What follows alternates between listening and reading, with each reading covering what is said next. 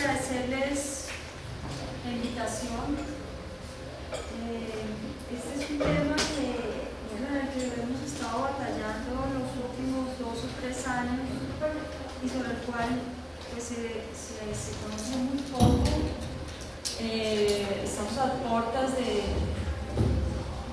firmar o de ratificar en Estados Unidos el Tratado de Libre Comercio con Colombia y hay algunos elementos que no tenemos muy claros sobre qué se firma ahí en términos de recursos estratégicos, de diversidad y también el TLC con Europa, que es para algunos pareciera ser la alternativa al TLC con Estados Unidos porque se presenta como un proyecto de acuerdo político, pero en realidad es un proyecto que va más lejos, si cabe, con respecto al de Estados Unidos y ayuda y alimenta y apoya de alguna manera esa relación que tiene Europa y Estados Unidos en busca del acceso a los recursos genéticos y a la propiedad intelectual de sus empresas, sobre todo lo que aquí tenemos. Esto es muy grave porque además afecta a todos los países andinos, es decir, el rol de Colombia es un rol muy complejo porque a través de Colombia se está abriendo la puerta a ese acceso, a ese saqueo a los otros países vecinos, a Venezuela, a Bolivia. Yo voy a contar un poquito cómo ha sido ese proceso de negociación de la biodiversidad desde Río, luego lo que ha sido la biodiversidad durante la firma del TLC con Estados Unidos y cómo finalmente con el TLC con Europa se termina de rematar este proceso de saqueo. A nosotros nos han dicho permanentemente que Río es el gran momento, la cumbre de la Tierra donde nosotros íbamos a pensar en salvar el planeta y se firmaron muchos acuerdos y cuando empezamos a mirar ya casi 16, 17 años después qué ha pasado con esos acuerdos, vemos una coherencia enorme en términos de la posición que tienen las grandes empresas de los países como Estados Unidos, porque esto no es un imperio sin centros de poder. Ese programa que ellos diseñan es un programa que se concreta en Río y desde ahí podemos escribir esta historia o esta segunda fase de acceso a los recursos estratégicos en América Latina y donde Colombia ha jugado un papel importantísimo. Estamos a menos de 2 semanas de la 10ª conferencia de las partes del Convenio de Biodiversidad y da la casualidad que los delegados colombianos son quienes lideran la propuesta de construir un régimen de acceso a recursos genéticos universal, es decir, un solo contrato que permita que a todos los denominados países megadiversos, sudeste asiático, África, Latinoamérica, se les diseñe una forma de contrato común en la cual estos países terminen accediendo a este acceso, a la entrega de los recursos, al reclamo de los derechos de propiedad intelectual de las grandes empresas y algo que todavía no se había desarrollado mucho porque los movimientos indígenas se habían resistido y es el acceso al conocimiento tradicional. Valga la pena también los colombianos y el TLC de Colombia con Europa es un ejemplo de cómo se puede desarrollar desde el punto de vista de la regulación del comercio ese efectivo acceso al conocimiento tradicional indígena. Entonces el rol de Colombia en las negociaciones internacionales ha sido muy importante. Hoy uno de los delegados de Colombia durante casi 10 años es director del Smithsonian, el Instituto Smithsonian en Estados Unidos. Hoy también tenemos a varios institutos privados o mixtos, públicos y privados, quienes son los que han asumido la posición de Colombia a nivel internacional sin que a la sociedad nunca se le haya consultado. También las ONGs internacionales ambientales son quienes dirigen hoy las políticas ambientales en materia de biodiversidad, quienes definen las agendas políticas, quienes le dicen a los gobiernos cuáles son las líneas de política y quienes nombran a los funcionarios, en gran parte, que están en los cargos altos de los ministerios del medio ambiente. Entonces yo personalmente, como habrán visto en este corte de introducción, soy bastante crítica de lo que ha sido este ambientalismo neoliberal, hay que decirlo, en Colombia, y quiero mostrar cómo ha sido el caso de la negociación de la biodiversidad. En primer lugar, el concepto de biodiversidad surge a finales de los 80s en Harvard. Edward Wilson, su famoso libro Biodiversidad, que ha ganado más de 4 premios Pulitzer. Es un libro muy vendido, se hace una gran conferencia en la cual se le anuncia a 100 universidades de punta de Canadá, de Estados Unidos, que hay un recurso estratégico denominado biodiversidad que reviste una enorme importancia porque se está jugando la seguridad alimentaria y la seguridad en términos de salud del planeta, que este es un problema de seguridad, y en el nuevo lenguaje de la seguridad de los años 90 el medio ambiente y la biodiversidad entran a instalarse. También se plantea un argumento de ética planetaria, tenemos que hacer algo. Entonces los denominados científicos, emulando un poquito a Bacon en el siglo XVII, anuncian que ellos, que saben qué está pasando en el mundo, son los que tienen que determinar qué va a pasar con la biodiversidad y que es necesario construir un programa de protección de la biodiversidad. Esto está ocurriendo en el año 88 y este grupo de científicos de la Universidad de Harvard, Stanford, de los Jardines Botánicos de Missouri, Kew Gardens de Inglaterra también, deciden construir un programa, deciden argumentar además su justificación y su legitimidad, programa que luego va a ser validado en Río 92. ¿Qué planteaba Wilson en esta conferencia de biodiversidad? Plantea que es necesario un diálogo entre aquellos, decía él literalmente, entre comillas, aquellos que planeamos el futuro de la biodiversidad desde lejos y aquellos pueblos rurales de culturas diversas que saben lo que significa vivir con la biodiversidad. Desde el punto de partida ya él establece que hay un mundo dual entre los científicos, ellos los que saben, y un mundo por allá alejado que vive con la biodiversidad con el que hay que empezar a dialogar. Plantea que el enfoque debe ser el enfoque de las orientaciones de la ciencia, la empresa privada, que denomina él jalonada, expresa él que está jalonada por impulsos altruistas. Son estos más la política gubernamental quienes jalonarán esa nueva forma de intervenir en el planeta. Y acordémonos al mismo tiempo que esto se da en pleno debate sobre crisis del Estado, reformas del Estado en América Latina, la emergencia del Estado mínimo, y en coherencia con esto, los ambientalistas estadounidenses plantean que es necesario construir una gobernabilidad global, sobre todo en esos países que según ellos no saben gobernarse a sí mismos. Entonces, esto tiene también una base doctrinal y es la escuela que construye Wilson desde el 75, que se llama la sociobiología.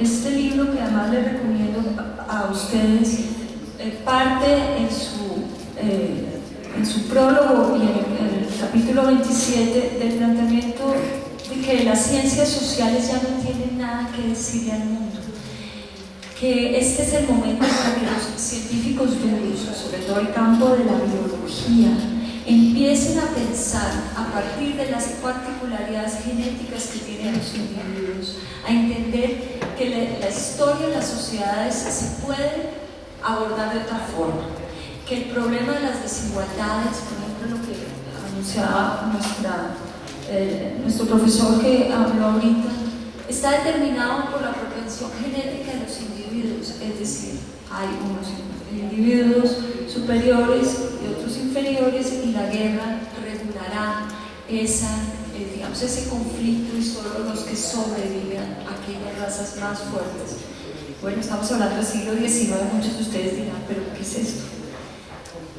Pero son los fundamentos de la sociobiología, donde Wilson claramente dice ya la sociología, ya las ciencias políticas no nos tienen nada que decir en términos de gobierno, nos corresponde a nosotros crear además una nueva ciencia, la sociobiología, que empieza a pensar cómo gobernar el planeta, y ahí es donde el problema se vuelve político y donde una teoría científica que de alguna manera en el siglo XIX planteaba con ese encuentro con el tercer mundo que tuvo Darwin cuando visitó las Islas Galápagos y todo el sur de América Latina, planteó ese descubrimiento, ese choque que plantea en algunos de sus artículos del libro La descendencia del hombre, el encuentro que tuvo, por ejemplo, con los indígenas del sur.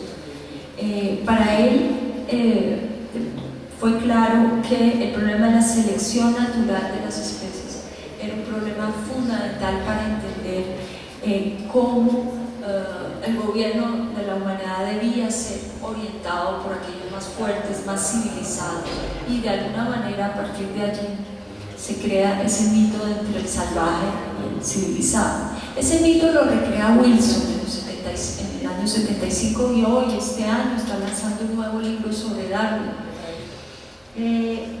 Lo paradójico es que en pleno siglo XX, después de que Europa en el siglo XIX había demolido las bases de ese pensamiento, digamos, convertido en ideología por sociólogos como Spencer y otros en Inglaterra y en Francia, se vuelve a recrear y a reconstruir hoy sobre las bases de la genética, sobre las bases de la propensión genética a ser superiores e inferiores. Eso quiere decir que entonces los países desarrollados ya no, bajo el mito del desarrollo, le van a ayudar a los países en desarrollo para que lleguen a un nivel y de alguna manera la brecha se cierre. No, ahora hay una nueva explicación, es que los países subdesarrollados son subdesarrollados por su propensión genética.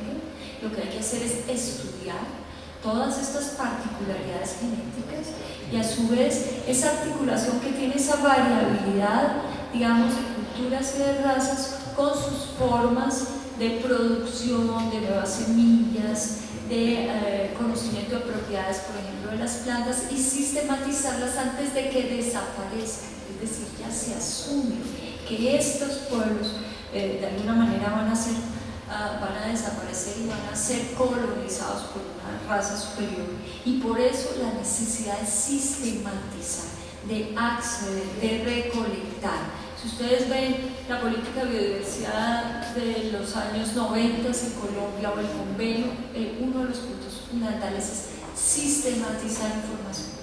Acordemos de la expedición humana, estamos hablando de 91 en Colombia, que viene con una misión de proyecto Genoma Humano a Estados Unidos, con otros representantes de jardines botánicos, centros de investigación, y recorren todo Colombia.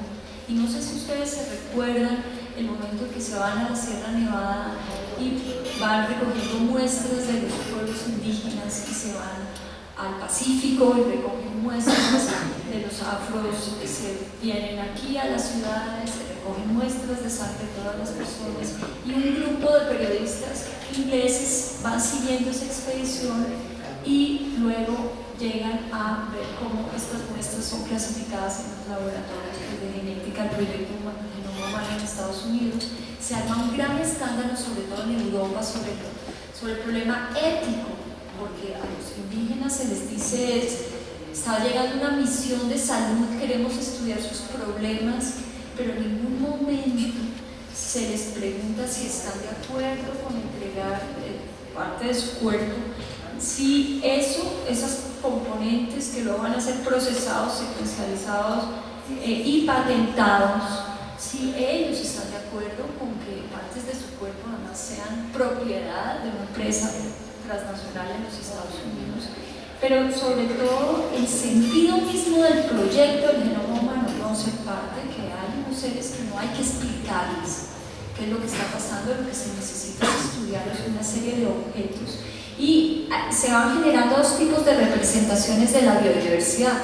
En América Latina tenemos en Colombia un movimiento indígena que desde María Tegui nos está diciendo el problema de la tierra, el problema de la servidumbre, la subordinación, el problema feudal, etcétera, y que reclama con el discurso ambiental de nuevo sus reivindicaciones históricas, pero el ambientalismo, sobre todo el ambientalismo de la biodiversidad, no está interesado ni en reconocer los procesos históricos de ni el de reconocer en la conservación de sus culturas, ni el de el respeto a esas culturas, ni la preservación de su conocimiento, ni sus reivindicaciones por autonomías y gobiernos propios.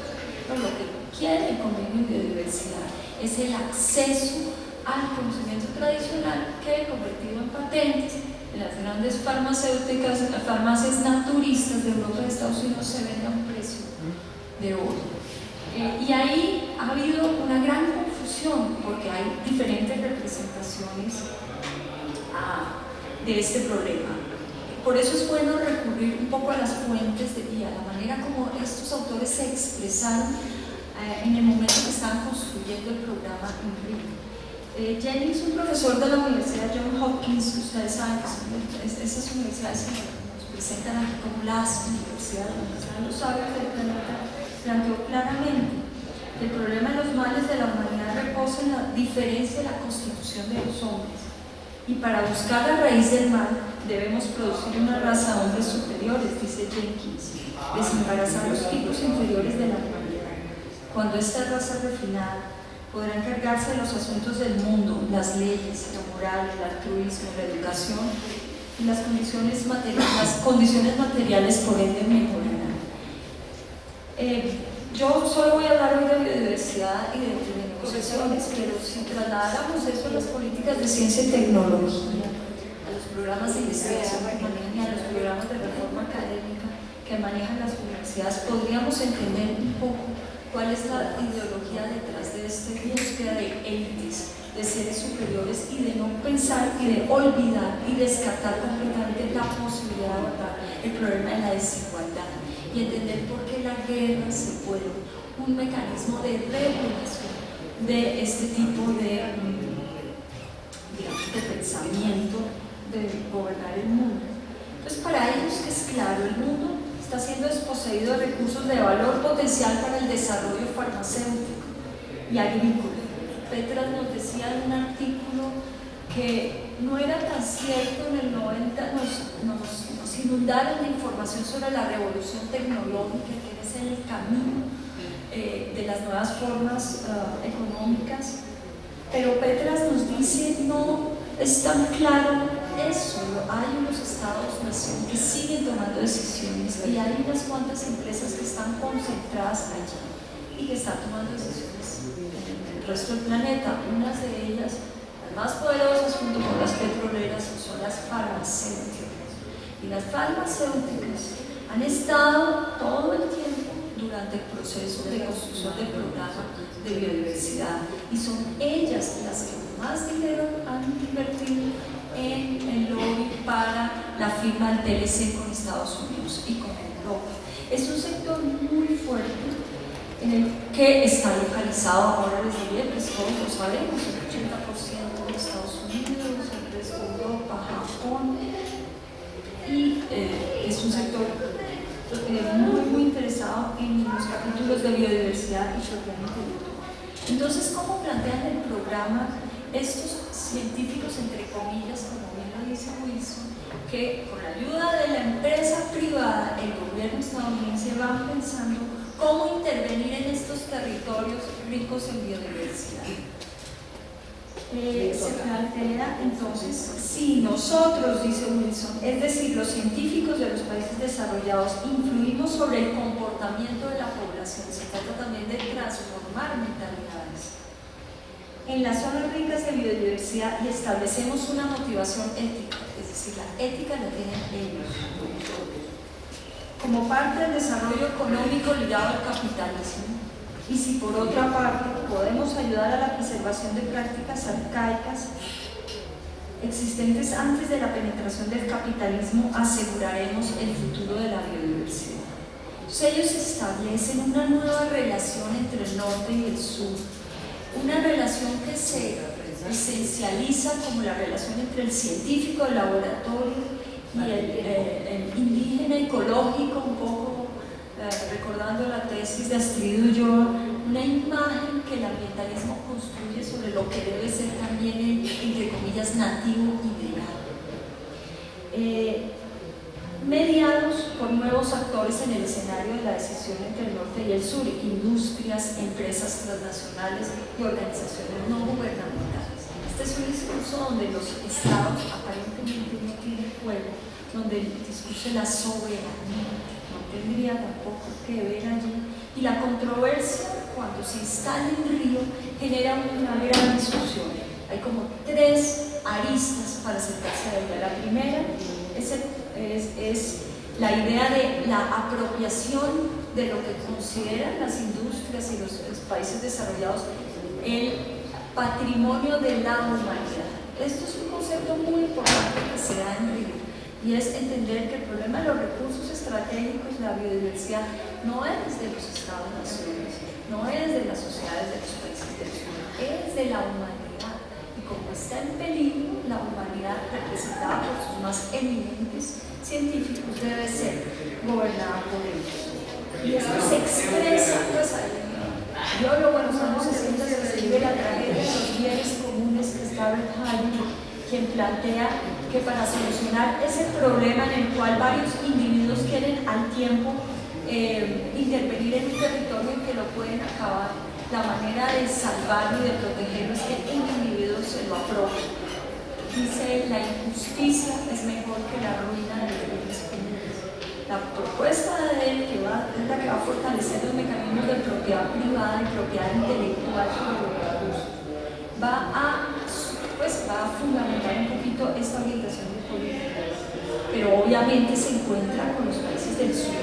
El sur en el convenio de biodiversidad son los llamados G77 y la China, con los países de África, América Latina y las potencias emergentes, India, China, que van planteando que el problema del patrimonio nacional es de juego, y llaman la atención y dicen, ojo, que lo que aquí se está configurando no es la venta de nuestro patrimonio, es la entrega de nuestro patrimonio, y hay que empezar a mirar cómo se va a dar esa negociación. Y ahí hay una paradoja que vamos a ver mientras se plantea que hay una conciencia de un patrimonio nacional que tiene un valor, porque el río Colombia nace de ser un país pobre a una potencia en biodiversidad, y así lo que dice la prensa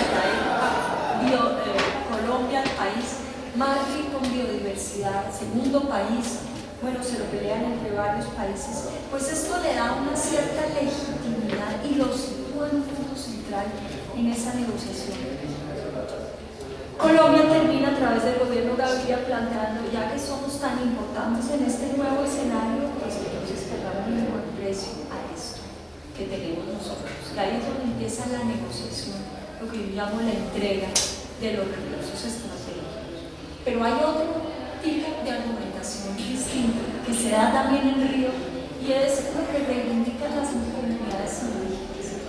Se encuentran movimientos sociales, movimientos campesinos, comunidades indígenas, y primero se dan cuenta que son muy diferentes, que no hay un nativo ideal, y que lo que está en juego para ellos es aquellos recursos estratégicos o aquellos recursos naturales con los cuales ellos han convivido desde hace mucho tiempo.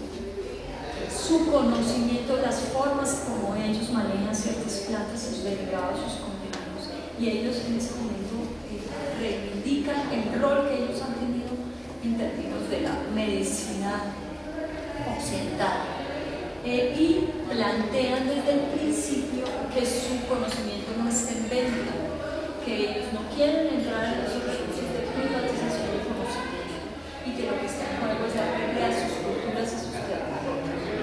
Poco a poco va a ir variando, cada una de estas tres van a terminar paradójicamente encontrándose en ciertos momentos a través de unos mediadores que van a lograr llevar mensajes desde las industrias a las comunidades locales que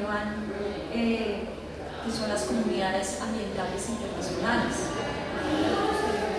A muchas de ellas aquí situadas, este es uno de los puntos más importantes para ellas y de donde están los focos de proyectos, no solo para Colombia, sino para el Pacífico, para la región andina, para el Caribe, como son Conservación Internacional, el Fondo Mundial para la Naturaleza.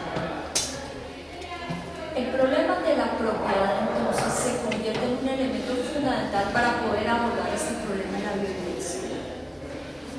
desde la Revolución Francesa se había planteado que era legítimo que si alguien se inventaba algo que le servía a la sociedad, se le reconociera y durara un tiempo, de alguna manera obteniendo recursos económicos de ese conocimiento sobre el cual se había mejorado la industria de alguna sociedad, había mejorado algún tipo de sector. El asunto con la biodiversidad y las patentes es que en los años 30, 1930, el Congreso norteamericano empieza a plantear la idea de empezar a patentar los seres vivos. Y ahí empieza un debate ético muy importante que tiene que ver también con nuestro TLC. Y es que la primera escala de apropiación es sobre objetos o sobre innovaciones que se tienen sobre sectores industriales. En los años 70, un científico norteamericano plantea patentar un microorganismo que puede lograr que las mareas negras, o sea, esto que vimos en el Golfo de México, esa gran mancha de petróleo, un microorganismo que logre desarticular esa marea y casi que alimentarse de ella, procesarla, limpiarla. Y a través de esa idea de cómo abordar ese problema, el Congreso dice, esto tiene una altura inventiva, esto efectivamente puede ser muy rentable para la industria petrolera y además tiene un papel muy importante en términos de su innovación y su práctica. ¿Por qué no se le reconoce la patente a ese microorganismo?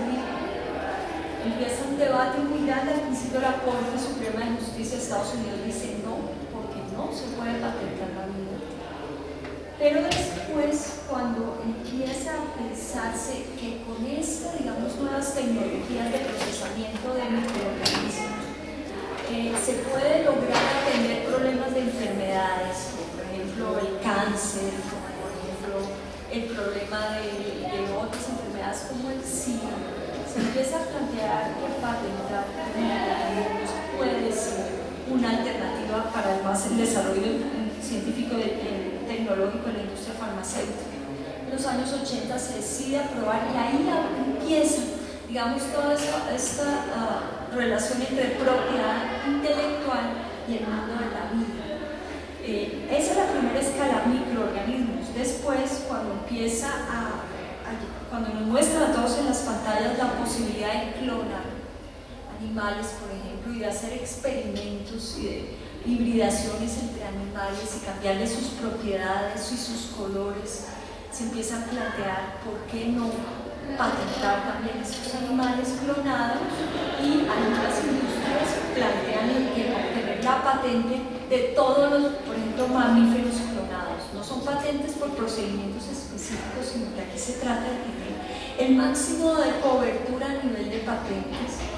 Esto genera una gran discusión sobre también el problema ético, porque nadie nos muestra en la televisión cuando mostraron a Dolly, la oveja que era el clon de la otra, qué había pasado con los otros organismos vivos que habían fabricado antes de que llegara Dolly, que fueron muchos, con muchos defectos, con todos los problemas de Dolly, y qué pasó con Dolly después de que logró ser, digamos, similar digamos, al cuerpo original de donde fue clonada, en términos de la hormona de envejecimiento de crecimiento que le habían puesto, de tal manera que se envejeció rapidísimo y tuvo un final bastante escabroso, del cual tampoco sabemos mucho. Y ahí entra el tercer nivel de patentamiento, que es el ser humano. Entonces se plantea si podemos patentar, si podemos en los animales, digamos, jugar con los animales, crear toda clase de criaturas, clonar, reproducir, además cambiar sus propiedades y planearlos, ¿por qué no hacerlo con el ser humano? Incluso, ¿por qué no pensar que si se piensa que el comportamiento humano parte de su base genética, ¿por qué no intervenir en la estructura genética del ser humano para volverlos obedientes, sumisos, activistas, capitalistas, etc.? Y entonces ahí empieza una justificación del patentamiento para la investigación en términos de enfermedades o para la reproducción de órganos, la clonación, etcétera, etcétera. Y y al mismo tiempo surge una controversia en términos del control que tiene el científico de eso que está creando, digamos, en su laboratorio, las implicaciones que eso tiene, quién determina que algo es bueno o que es malo, o quién determina que un comportamiento debe ser así o así, qué pasa con la historia cultural de las sociedades, con elementos fundamentales de decisión en torno a la desigualdad y a las inequidades, y empieza a haber un gran debate en el cual de todas maneras va ganando la industria y las empresas transnacionales que se dan cuenta que al invertir en la bolsa, en Wall Street, en patentes, en términos de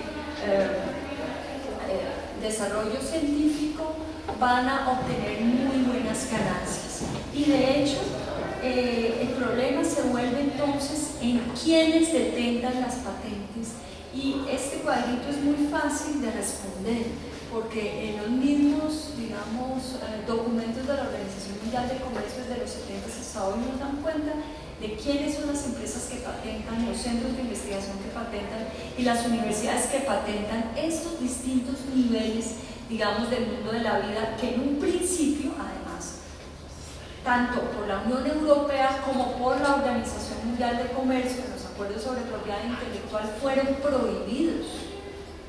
Pero con el tiempo ha ido poco a poco una relajación, digamos, de estas prohibiciones.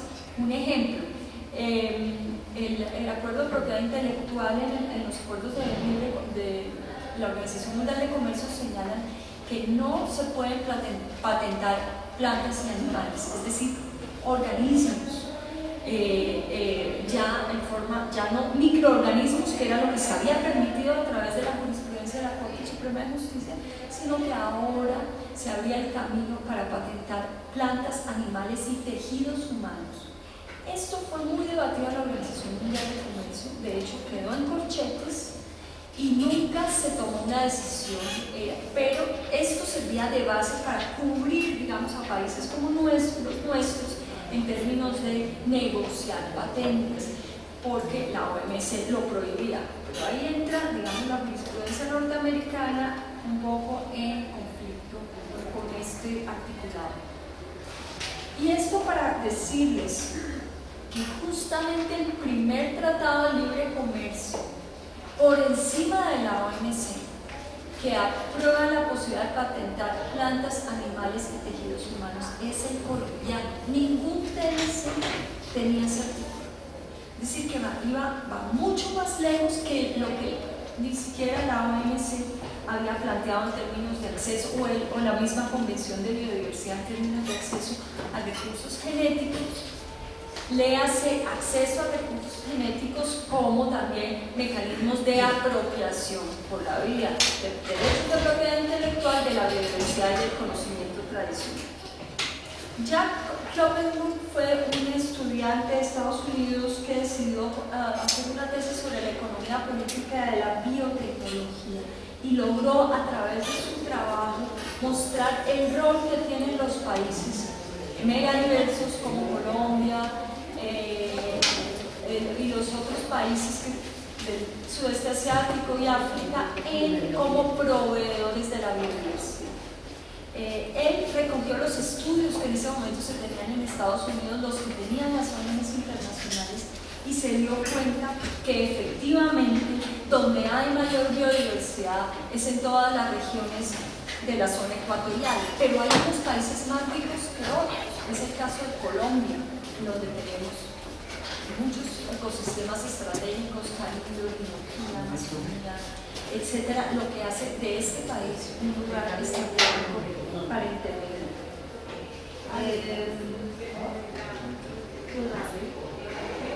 Eso hace que estos países se vuelvan unos países, digamos, a tener en cuenta en las regulaciones internacionales. Y existen, podemos decir, que tres tipos de foros: el foro científico, el foro económico y el foro, digamos, de la movilización y de las resistencias. El foro científico se va volviendo ese foro donde ya no solo las universidades estadounidenses, los jardines botánicos participan, sino también nuestras universidades, nuestros jardines botánicos, y así en todos los países del sur. Esto hace que una comunidad científica ya más alargada empiece a determinar fundamentos de política. Y aquí en el caso colombiano es clave. Por ejemplo, el rol del Instituto von Humboldt fue clave en ese proceso de traducción de la política de biodiversidad a Colombia. Y en términos de determinar cuáles eran las orientaciones, conocer, sistematizar, ¿cierto? Organizar, y luego, aunque no aparece explícito, diría yo, el tercer paso es privatizar. Dentro de esta, digamos, este es el foro científico que hace parte de esa nueva ecogobernabilidad. Hay otro foro que es el foro de los gobiernos. Colombia, desde la época de Gaviria, plantea ante el mundo: tenemos un recurso, vamos a negociar.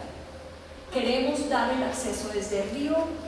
Las delegaciones colombianas desde Río a ONU han planteado: queremos dar el acceso. Nunca han tenido una posición de principios, nunca.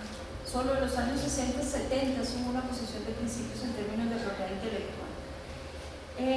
Países como Ecuador, Perú, los países andinos dijeron en el año 96: ¿por qué no construimos un régimen para defendernos de esta ofensiva de transnacionales farmacéuticas y de estas negociaciones en pos de la propiedad intelectual sobre nuestros recursos y nuestros organismos vivos y nuestra vida? En el 96 hubo grandes encuentros en distintos países andinos, organizaciones indígenas, y se crearon las bases de un acuerdo regional andino que permitiera, la primera condición era: si algún país de Europa, Estados Unidos, negocia con uno de nuestros 5 países, tiene que consultarle a las otras. Es decir, no se pueden tomar determinaciones. Colombia no podría negociar con Estados Unidos si no le consulta a Venezuela, Perú, a Ecuador. Ahí, en ese encuentro, se determinaron una serie de lineamientos que es importante señalar. Por una parte, se plantea que hay una preocupación por la fuerza de dominación que puedan tener los países industrializados en el control, manejo y apropiación de la biodiversidad. Segundo, muy preocupados porque cómo van a compartirse los beneficios derivados del desarrollo biotecnológico. Tercero, el reconocimiento del valor estratégico que tiene la biodiversidad. Estas son las preocupaciones de estos países. Las preocupaciones del mundo desarrollado era: queremos acceso facilitado y repetitivo a los recursos genéticos, derechos de propiedad intelectual que garanticen a 20 años lo que las empresas hacen en estos países, control de los fondos de los países desarrollados en las políticas de protección del medio ambiente. Si ustedes se van a mirar, no hay política en Colombia que no esté manejada por un fondo global o internacional. Minimizar cualquier tipo de riesgo, evitar ceder tecnologías, y lo que indica al que le interese a mirar las negociaciones en términos de transferencia de tecnología y se dan cuenta que no hay absolutamente ningún desarrollo. Y el aspecto de bioseguridad, para los que han seguido el tema de los organismos genéticamente modificados, todo esto que estamos consumiendo nosotros ahora vía importación. Los países desarrollados dijeron claramente: no queremos que estos países tengan reglas que impidan que estas cosas que estamos fabricando en el laboratorio no puedan ser consumidas por los países. Les voy a dar un ejemplo. La Unión Europea tiene una regulación de bioseguridad que impide que le llegue cualquier fruta o verdura transgénica a Europa, a menos de que diga explícitamente en su bolsa: esto es un organismo transgénico. En Europa, que hay tanta cultura sobre el tema de la alimentación sana, eso equivale a no vender absolutamente ningún producto, porque nadie quiere arriesgar su salud, porque no se ha comprobado hasta ahora que los organismos transgénicos no afecten ni tengan implicaciones en términos de mutaciones genéticas al futuro, tanto la salud de los que estamos consumiendo como de nuestros descendientes. Pero como en nuestros países nosotros no nos hacemos esas preguntas, sino dejamos de producir alimentos y seguimos importando cada vez más. No nos interesa si lo que pasa en Guatemala, porque en los 40 se introdujeron enfermedades como sífilis y otra parte de experimentaciones científicas. A nosotros no nos interesa que sigamos consumiendo transgénicos seguimos siendo los conejillos de experimentación de los científicos. Si tuviera, como la Unión Europea, una jurisprudencia bioseguridad, pondríamos muchas condiciones y no dejaríamos importar absolutamente nada que no estuviera demostrado que no sea. Eso tiene que ver con, digamos, la regulación de bioseguridad. El caso es que Colombia no la tiene porque en Colombia sabe que nace la ley de bioseguridad, las empresas transnacionales, Monsanto, entre otras, que definen además quiénes son los comités técnicos que definen cuáles son las leyes al interior del gobierno colombiano. Entonces, podemos decir de todas maneras, bueno, hay otro punto fundamental. En esta idea, que es una idea buena en principio de construir una regulación andina para defenderse de esa ofensiva, las comunidades indígenas al principio dijeron: esta es una buena cosa, queremos que quede consignado ahí nuestro derecho al veto, es decir, que si llega una empresa a nuestro territorio y quiere acceder a nuestro conocimiento, nosotros le digamos no. Habían distintas y han habido diferentes posiciones de los grupos indígenas sobre este tema. Hay quienes dicen que hay que lograr la mejor negociación, hay quienes dicen que el conocimiento no se vende, hay quienes dicen que, en fin, hay diferentes posiciones. El caso fue que los gobiernos de ese entonces, del 96, andinos, se negaron a aceptar el derecho al veto. Y si bien hay unos principios de soberanía en sus preámbulos, como ocurre con todo convenio internacional, en sus desarrollos legales abren la puerta para el acceso controlado a los recursos genéticos y para que haya lo que se llama un consentimiento fundamentado previo para los indígenas. Se plantea, en fin, esta decisión 391, cuando hoy la vemos en términos de lo regresivo que ha sido la negociación en biodiversidad, puede ser algo interesante. Sin embargo, se rechazó la posibilidad de vetar por parte de las comunidades indígenas. En ningún momento se dice no al patentamiento, digamos, de microorganismos. Se abre la puerta ahí al patentamiento de microorganismos, pero es explícito no el patentamiento de tejidos de animales y de plantas. Y también se plantea que no se plantea nada con respecto a la tecnología, porque finalmente los países desarrollados no quieren servir una tecnología. Entonces nos hablan de que va a haber cooperación internacional. No. Para ir muy rápido, en el TLC con Europa, en una de sus cláusulas se dice que la cooperación en ciencia y tecnología va a servir para formar unos funcionarios para que pongan los menos obstáculos posibles a la forma de patentamiento por parte de las empresas. Esa es la cooperación de ciencia y tecnología, no es la de formar científicos y trabajar en red entre laboratorios y construir conocimiento colectivamente. Yo creo que ya esta base se dio cuenta que ningún país desarrollado va a dejar de defender sus intereses para proteger los intereses de otros. Lo que sí es claro en la decisión 391, y es lo que da lugar a muchas controversias, es que se quiere dar el acceso y que se reglamentará. Pues ese estado de la decisión 391 del 96, así imperfecta y todo, obstaculizó durante mucho tiempo el acceso de empresas que vinieron a Colombia, a Perú, a Ecuador, a querer, por ejemplo, en una propuesta que era la propuesta Bioandes, a patentar todo lo que encontraran en 10 parques nacionales. Todo lo que encontraran era, según el contrato que vimos o la propuesta de contrato, eran todas las formas de vida en todos los niveles, desde el nivel genético hasta el nivel ecosistémico, animales, plantas, lo que hubiera. Y en ese momento, porque había mucho debate, eran los 96 también, pues el gobierno colombiano le dijo no, pero es para que miremos cuál es la avidez de estas personas que vienen a participar.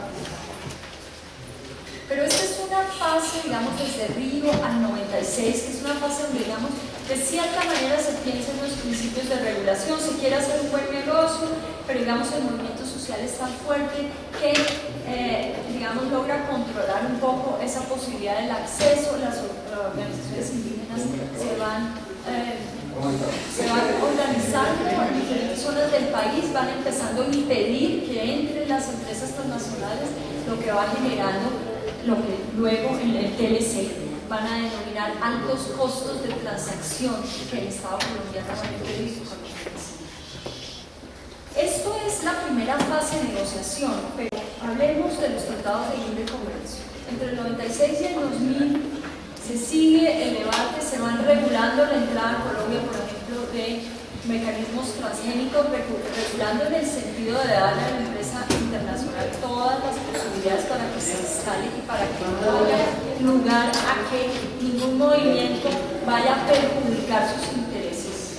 Pero es el TLC el que logra definitivamente ponerle dientes a esa intención del gobierno de defender lo que denominamos la confianza inversionista.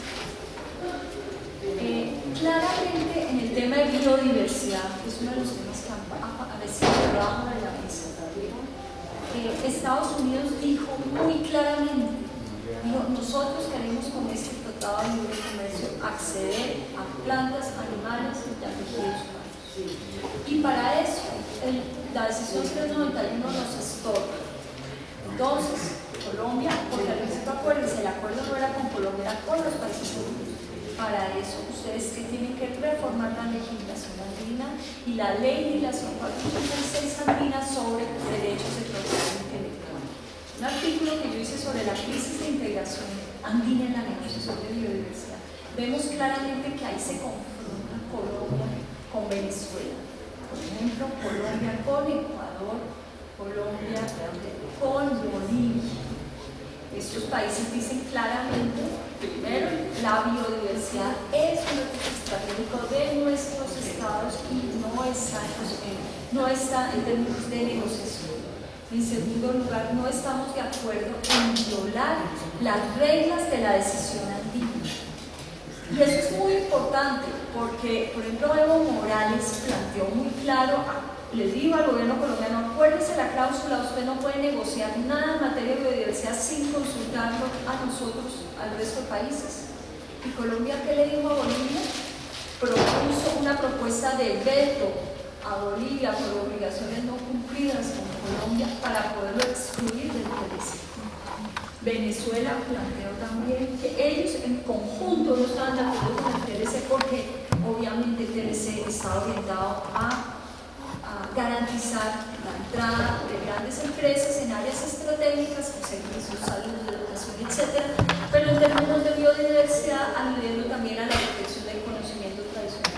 Venezuela decide no va a jugar al TLC, está en desacuerdo y es en ese momento que empieza Venezuela rompe con la CAN y decide salirse de la CAN.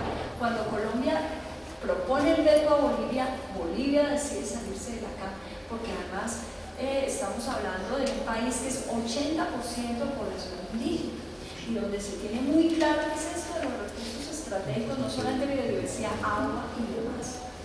Ecuador al principio tenía al presidente Palacios después de la caída de Lucio Gutiérrez, que al principio ambivalente. Correa está metido en las negociaciones del TLC y se renuncia como ministro de Economía mostrándose en desacuerdo con el TLC. Ahí empieza su candidatura presidencial. Hay un movimiento muy grande contra el TLC y cuando cae el gobierno Palacio y bueno, se dan las elecciones generales, llega Correa ya con una posición mucho más clara en términos del TLC. Entonces se queda Colombia y Perú solos. ¿Y qué hace Colombia? Colombia quiere negociar la biodiversidad, quiere aceptar todas las condiciones que le va planteando Estados Unidos, que cuáles son, que Colombia además se inscriba en el UPOV 91, que es un sistema de protección de variedades vegetales que obliga a que cualquier campesino que vaya a utilizar una semilla u otra, sin el consentimiento de tal empresa, si son semillas pues certificadas, tenga que pagarle a esa empresa por el resto de su vida. Tendría la empresa el derecho exclusivo sobre la utilización de esas semillas que tendría ese campesino, tendría que cobrar regalías sobre esas semillas, el campesino no podría libremente darle las semillas al otro y son semillas, digamos, producidas en principio en el acceso al recurso genético con semillas originalmente de nuestros países, modificadas genéticamente que luego son regresadas de nuevo en los paquetes tecnológicos que son vendidos a través de Colombia, en la cual se efectúa un contrato entre la empresa y el campesino. Para esto, el gobierno, para garantizar esto, el gobierno tenía que adherir al Tratado de la OCOP 91, a lo cual Colombia se había resistido porque sabía las implicaciones que tenía, y la adhesión al Tratado de Budapest, que es el tratado internacional que regula el problema de los microorganismos en términos de patentes. Pero además de que el TLC explícitamente causa un revuelo muy grande, acuérdense que el gobierno dijo en el tiempo: nosotros no vamos a patentar plantas animales. Fue un escándalo en el mundo entero porque ni la OMS lo prohibía y Colombia ya lo estaba proponiendo. También implicaba el TLC un aumento a la protección de las patentes, es decir, Colombia dice: no solamente nosotros le garantizamos a las empresas que vengan, cobren regalías, patenten y acceden libremente, y nosotros vamos incluso a pagar, si llega a haber algún movimiento de resistencia, eso que se llaman altos costos de transacción, los pagará el Estado. El Estado se compromete a indemnizar a esa empresa si se demora en entrar a una comunidad indígena o etc. Pero una vez patentado, además Colombia le garantiza la extensión de las patentes. Si antes eran 20 años que una persona podía recibir, o una empresa, recursos por esto que supuestamente había inventado, porque aquí en este caso, ese es otro aspecto del debate, no ha inventado nada, porque lo que hace es sustraer conocimiento al campesino o al indígena que lleva años manejando semillas y plantas. Entonces, se le traslada, digamos, la propiedad y su rentabilidad a la empresa por más de 20 años. Se aumenta el periodo de las patentes. En ningún acuerdo de libre comercio existía eso. Y también lo que se llama la reserva de información, es decir, todos los estudios que logran argumentar y que demuestran las propiedades de estas plantas o actividad inventiva, eso permanece en secreto durante tantos años para que nadie más lo pueda utilizar. Normalmente son 5 años de protección. En el caso de Colombia, Colombia accede a que estos también se aumenten indefinidamente. Además de confianza inversionista, garantías, plazos de protección, hay unas cláusulas explícitas en las que el Estado se compromete a que hará todo lo posible para que las compañías extranjeras puedan patentar, a que no van a evitar cualquier tipo de perjuicio irrazonable, dicen los términos del acuerdo de libre comercio, que vayan a afectar al titular de la patente. Y ojo, estas cosas las transcribimos nosotros en el Ministerio de Comercio Exterior, porque está prohibido que nosotros, social colombiano, tengamos, ¿cierto?, un documento de negociación. Tenemos que entrar allá, mirar y firmar y decir que no le vamos a decir a nadie lo que leímos. ¿Por qué esas cláusulas? ¿Por qué si estamos en el TLC no puede ser abierto a todos? ¿Por qué no lo podemos analizar? ¿Por qué tener que poner nuestro nombre? Y si llegamos a divulgar algunos de los párrafos que están ahí en ese momento, podemos ser objeto de una investigación por parte del Estado. ¿Quién se está beneficiando? Bueno, ese tipo de normas son impuestas por Estados Unidos al gobierno y a los negociadores. Otro tipo de cosas que se dan en este tratado con Estados Unidos son las nuevas concesiones al conocimiento tradicional. Se escribe una carta que se llama la Carta de Entendimiento de Biodiversidad y Conocimiento Tradicional, en que se plantea fácilmente que se hará todo lo posible para acceder al conocimiento tradicional.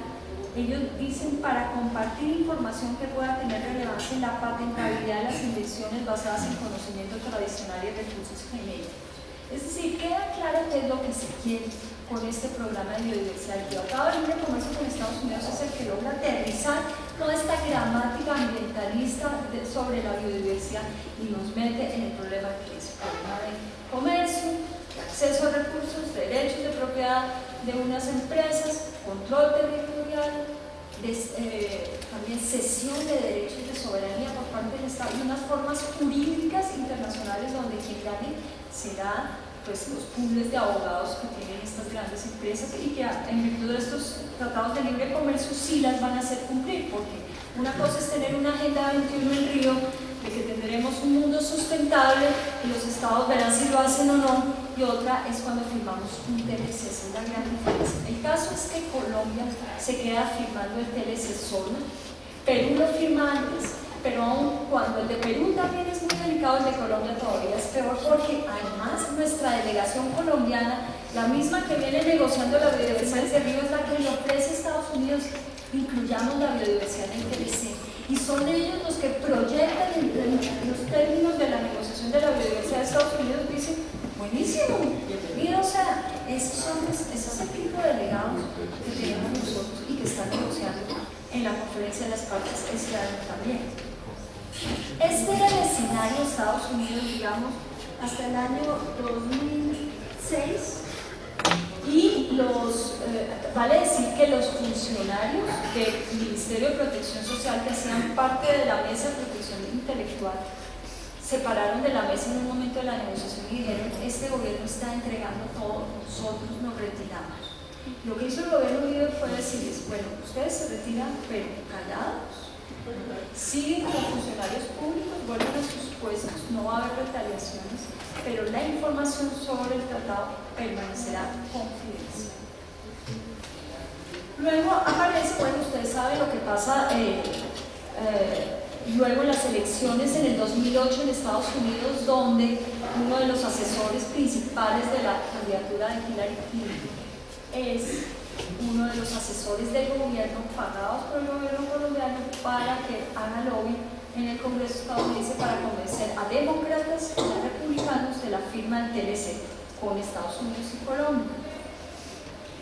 Luego aparece Europa, y entonces aquí siempre se ha tenido la idea de que Estados Unidos es el malo, el paseo, pero Europa, no, ellos defienden los derechos humanos, el Parlamento Europeo, hay una imagen, pero no solo recordar que el concepto de injerencia humanitaria se lo inventó Bernard Kouchner, que es el canciller del gobierno francés actual.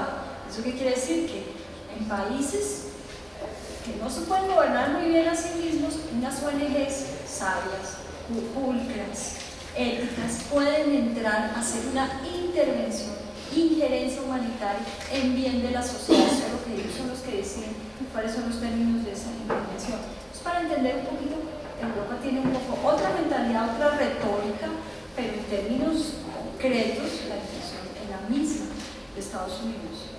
Europa se presenta y dice: nosotros como Unión Europea, no un país, queremos negociar con un bloque de países. Ellos se dan cuenta que pues, Colombia es muy importante para Estados Unidos y tenerlo como aliado, pero finalmente los recursos genéticos y la biodiversidad están no solamente en los países andinos, que son uno de los focos más importantes, pero también en toda la zona, digamos, de Centroamérica, Brasil. Pero entonces Europa dice: hagamos un acuerdo de cooperación entre Unión Europea y países andinos. Entonces los países andinos, Venezuela, dice al principio, dice: interesante, hagamos un acuerdo político. Y Europa dice: esto no es un TLC, es un acuerdo de cooperación en diferentes temas políticos, y comerciales. Pero da la casualidad que lo que realmente termina concretándose en el TLC con Europa es el aspecto comercial. Y son, en términos de biodiversidad, es el desarrollo de estos puntos que ya se habían iniciado con Estados Unidos, que se profundizan, si cabe, aún más con el TLC con Europa. Primero vale decir una cosa: Europa llega también con condiciones y dice a los países: primero, este TLC va a ir más lejos que el TLC con Estados Unidos, o sea, el aspecto comercial va más lejos que en Estados Unidos. Estados Unidos hace un acuerdo con Europa y ya lo prevía en el TLC, y era: si hay un acuerdo con otro país, todo lo que se le conceda al otro país se le concederá automáticamente a Estados Unidos. Entonces Estados Unidos gana con el TLC con Europa, porque si se amplían más las condiciones de la negociación, Estados Unidos va a terminar siendo beneficiado también. Y tercero, Europa le plantea a los países: ustedes tienen que reformar la decisión andina, porque está obstaculizando esa entrada de la Unión Europea. Y Colombia, como siempre, se encarga de liderar, de convencer a los países con esa cancha rota las modificaciones de las reglas andinas. Por eso le sirve a Colombia haber sacado a Bolivia. Venezuela ya no está en la CAN. ¿Quién queda? Ecuador todavía sigue en la CAN en ese momento. Ecuador, Perú y Colombia. Perú es muy fácil conocer, están en la misma lógica política, pero Ecuador no quiere salir de la CAN. En uno de esos momentos, que yo digo es mi opinión personal, en los cuales Correa le crea al gobierno colombiano, no dura 5 minutos en que le mete un gol profundo. Dio la casualidad que Ecuador tenía la presidencia provisional de la reunión de la CAN, que tenía que revisar la decisión 486 sobre propiedad intelectual. Y si bien los delegados ecuatorianos, bajo la nueva constitución ecuatoriana, se opusieron a la reforma de la 486, al final, en un acuerdo político, se aceptó. Es de esas cosas que se hacen en una noche a las 2 de la mañana, que nadie sabe realmente qué pasó, pero los que están siguiendo paso por paso sí saben en qué momento el gobierno ecuatoriano se dejó meter el gol por la descuido. La decisión 486 se cambió, y al cambiar la decisión 486 cambia la vinculación de todos los países andinos, es decir, que esté Venezuela o no, que esté Bolivia o no, no significa que ya se quiebra esa estructura regulada de los países andinos para de alguna manera defenderse frente a unos países externos. Eso es lo que logra hacer Colombia en el marco de la negociación del TLC, y Europa se lo exige. Le dice, el punto de partida para llegar a cualquier negociación es reformar la decisión 486, y se reforma, aunque viola los principios de la Constitución ecuatoriana. La Unión Europea le dice a Colombia de nuevo lo mismo que le había dicho Estados Unidos: la adhesión, necesitamos la garantía de la adhesión a la UPOV 91, al Tratado de Cooperación en materia de patentes, al Tratado de Derecho de Patentes y al Tratado de Budapest. Esas son las condiciones, y todo eso se pasó en el Congreso a pupitrazo limpio en los últimos 2 años. Luego, entonces Colombia es genial para proponer aún más concesiones, le dice a la Unión Europea, pero espérese, es que nosotros no habíamos entregado todo en el anterior TLC, falta algo. La Carta sobre acceso al conocimiento tradicional indígena quedó, digamos, en términos muy bajos. Lo que propone Colombia es definir de una vez por todas ese acceso al conocimiento tradicional indígena y la posible patentación. Ese es el gran avance del TLC con Europa. Y además dice el conocimiento fundamentado previo, que todo este lenguaje, si alguna vez ustedes lo ven, a veces es confuso porque dice, pero se hablan de protección de biodiversidad, ¿por qué estamos diciendo que saqueo?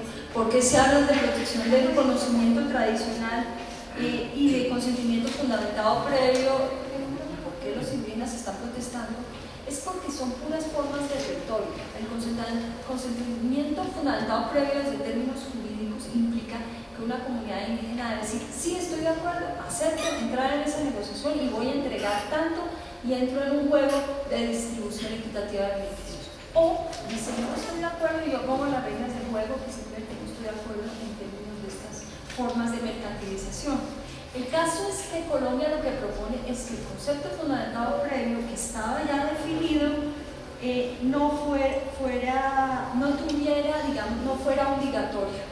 Como Colombia ha aprendido tanto, y ahorita seguramente los que van a hablar sobre en términos de debilitar la consulta previa, de evitar cualquier tipo de, de acuerdo con las comunidades indígenas, lo que propone Colombia es más bien pasarse por la faja del consentimiento fundamental previo, dejarlo ahí como una fórmula, pero aclarar muy bien que eso no va a estorbar para nada la negociación que hará la transnacional y el Estado. Bolivia y Perú se pronuncian, y eso genera un agudizamiento más fuerte. Ecuador termina retirándose también del TLC. Se pronuncian sobre todo Venezuela y Bolivia por el incumplimiento de la decisión 598 de la CAN, que justamente obligaba a que se consultara a todos los países, protestan por la reforma de la decisión sobre propiedad intelectual. Ese es el escenario en el que estamos Por eso, cualquier acercamiento a Colombia, de Ecuador, puede ser muy peligroso porque entonces otro gol más puede ser el tema del desarrollo del acceso a la producción del conocimiento tradicional. Bueno, ustedes saben que el movimiento ecologista en Ecuador ha ido creciendo, ahí se enfrentó el movimiento ecologista Correa, y hoy hay una ruptura precisamente por no solamente el problema de la decisión 486, sino también lo que tiene que ver con la minería y las políticas extractivas. ¿Cuál sería la propuesta alternativa a este escenario pesimista en el cual nos encontramos? Solamente unos elementos del principio, y es lo que se estaba logrando en una posibilidad de integración, el proyecto de integración tiene que ser un proyecto en el que tenemos que estar pensando permanentemente, pero una integración en torno a qué y de quiénes y en torno a qué agendas. Una cooperación más equitativa y un comercio justo. Revisemos las propuestas de los años 70 de los países andinos en términos de comercio y propiedad intelectual, y eran las posiciones que ustedes se quedan aterrados. Posiciones en las cuales se defiende la soberanía, la posibilidad de construir la defensa del conocimiento científico nacional. Por ejemplo, aquí a todo el mundo se le olvida que construimos conocimiento, la defensa de la producción del conocimiento tradicional, poder construir nuestras propias agendas ambientales, las agendas ambientales que nos están construyendo la minería verde. Es una construcción de todas estas empresas multinacionales que a través de sus ONGs nos van vendiendo la idea del desarrollo capitalista sustentable. Entonces, ¿cuál es la alternativa? Construir nuestras propias agendas ambientales. La soberanía alimentaria. Estamos dejando de cultivar, estamos dejando perder nuestro conocimiento, estamos dejando perder nuestras semillas y estamos dejando de intercambiar la variedad de semillas que nosotros tenemos. ¿Cómo es posible que uno vea en Buenaventura venta de uvas y de manzanas chilenas cuando hay toda esa cantidad de frutas de la selva pacífica colombiana? Reconocimiento de los derechos a las comunidades indígenas y campesinas. Cuando alguna de ustedes quieran ir a mi curso de geopolítica y biodiversidad, les contaré cómo es la manipulación que se hace desde las ONGs ambientales globales a todo este tema y cómo se niegan a reconocer el problema de la lucha por el territorio. Eso está claro en las directrices desde Suiza y desde Washington. Generación de desarrollo de oportunidades de desarrollo tecnológico, ¿por qué no? Pero ¿cuál es el desarrollo tecnológico? ¿Para qué tipo de sociedad y en qué términos nos planteamos nosotros? Y algo muy claro es el tema de no a las patentes sobre la vida. Yo creo que sobre eso no hay negociación. Uno no puede, muchas veces lo quieren uno empujar, venga, negociemos. La vida no es propiedad de nadie y las semillas no deben ser propiedad de nadie y las prácticas tradicionales no deben ser propiedad de nadie. Lo que va a haber es respeto por lo que están practicando.